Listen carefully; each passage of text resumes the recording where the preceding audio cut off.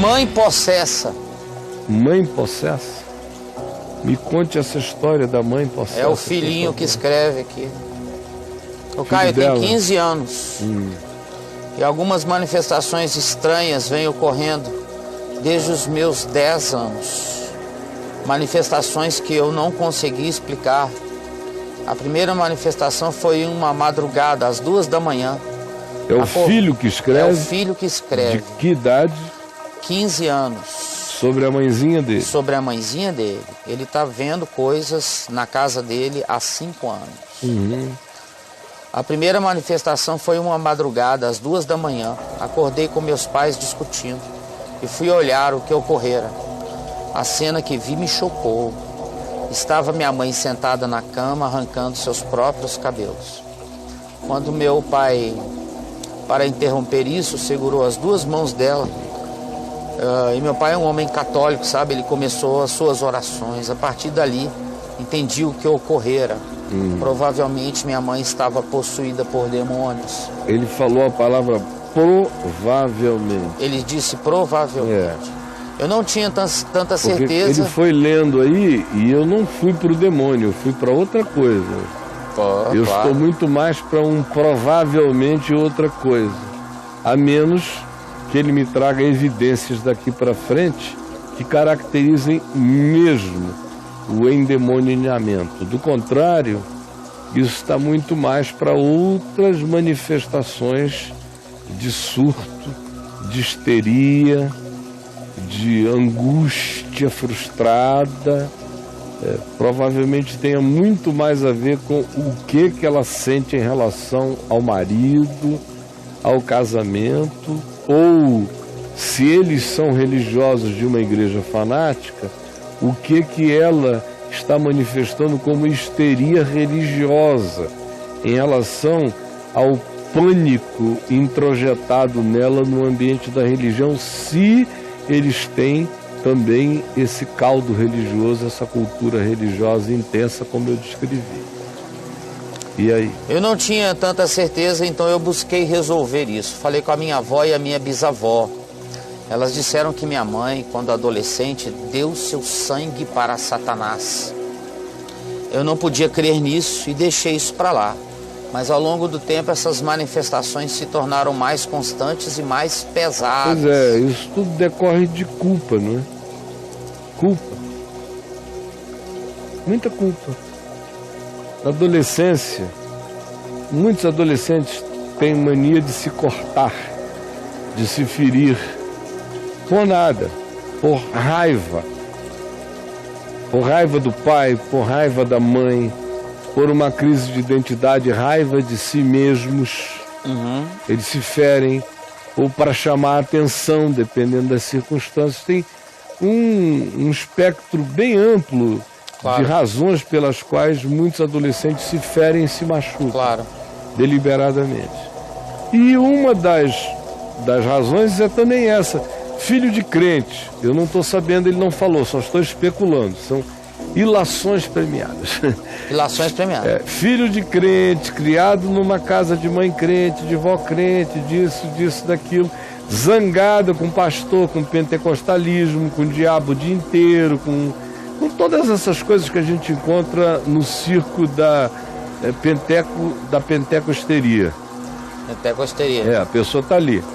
E aí, chega na adolescência, encontra um amigo zangado, revoltado, isso também, ou se unem, entram em estado de conluio revoltoso contra os dogmas que os oprimem.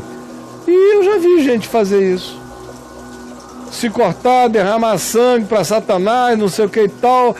É sério, é tão sério quanto qualquer outra idiotice. Mas na cabeça dela, com o passar do tempo, a família soube e aí demonizou mais ainda o ocorrido.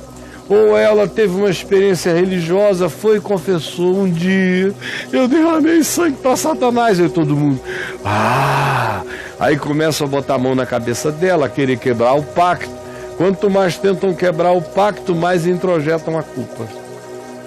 Aí tudo que ela passou a se sentir mal ficou relacionado àquilo ali.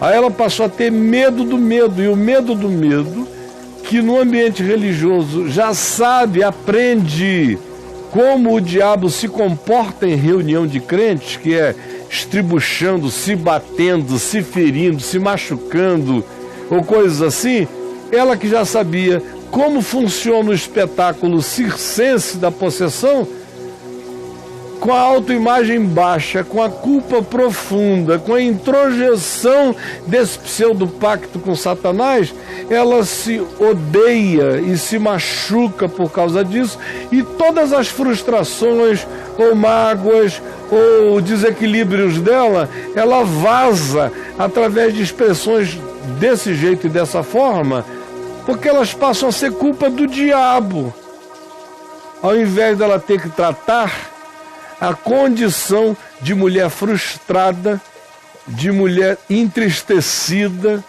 de mulher, quem sabe, conjugalmente não resolvida, espiritualmente falando, obrigada a estar onde não queria e vivendo angústias outras. Ela pode estar apenas expressando, em nome da arquetipia satânica,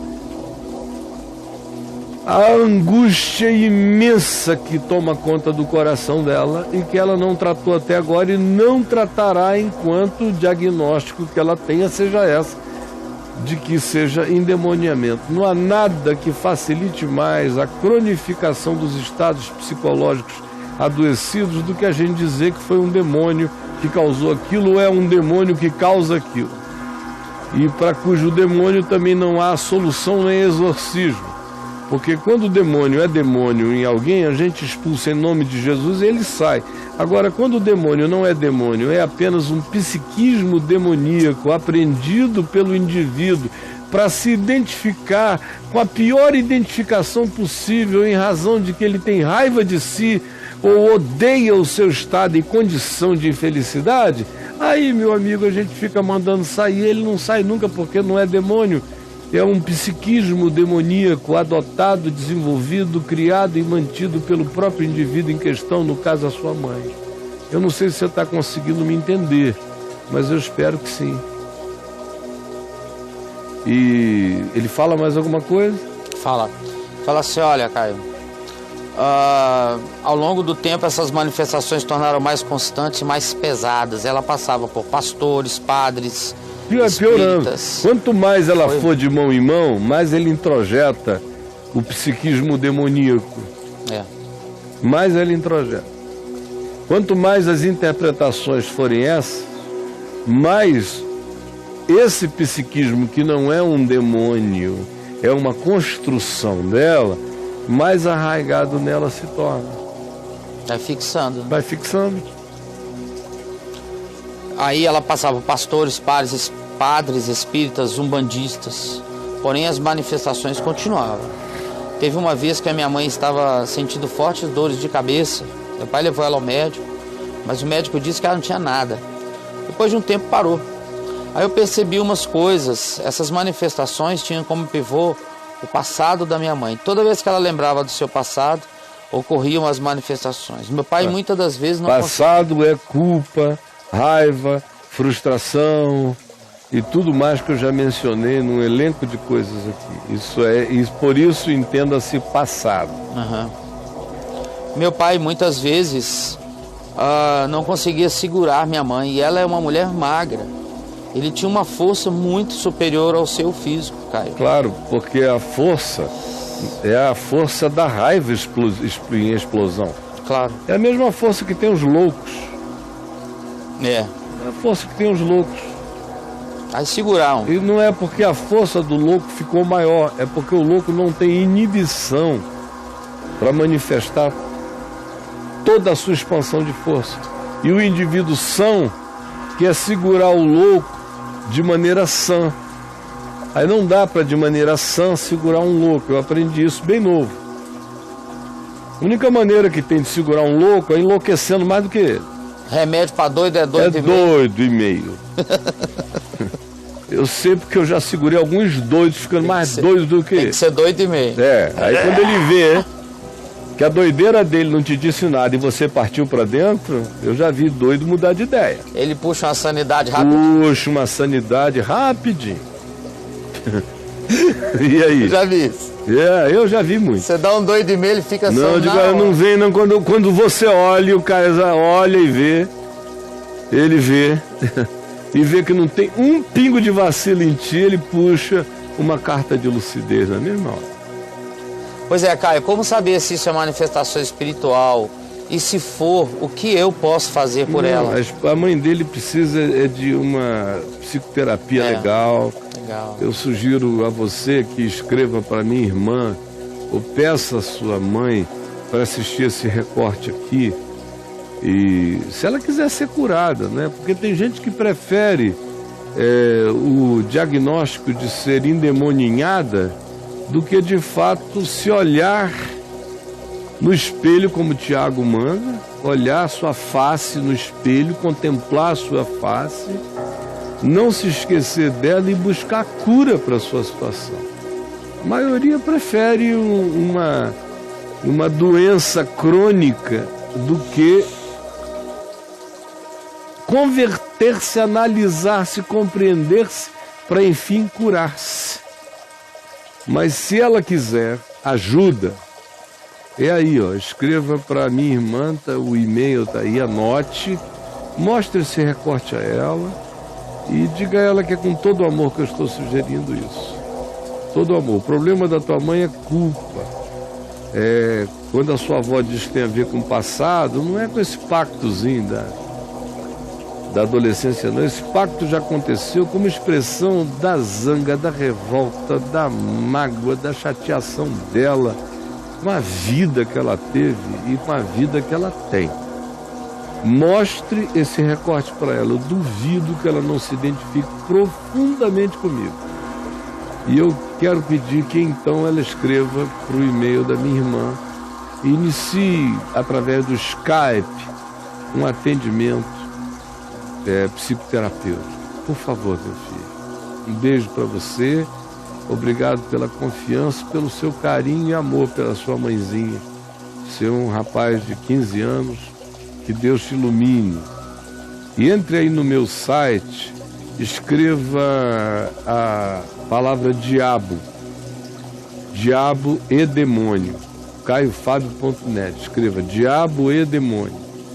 Pegue todos os registros que você encontre lá de vídeo e de texto e leia. E ouça, e veja com a sua mãe, olha, são 184 registros de diabo e demônio. Tudo que você precisa saber sobre isso aí, sobre essas coisas, você vai encontrar aí. Nos registros mais, noutros menos, mas você vai encontrar o seu discernimento. E se você quiser mais ainda, meu filho, eu tenho um livro aqui na loja do meu portal, chamado Entre Mundos. Antigamente o nome dele era Batalha Espiritual. Agora ele foi republicado e rebatizado com esse nome, Entre Mundos. Pega esse livro, leia, que você vai ficar com um panorama legal para começar a entender e a discernir melhor as coisas, tá bom? Tá aí. Vivendo Entre Mundos. Você encontra na loja do caiofabio.net. Mas na pesquisa você já tem aqueles 180 e tantos vídeos e textos que vão te ajudar imediatamente, tá bom? Um beijo.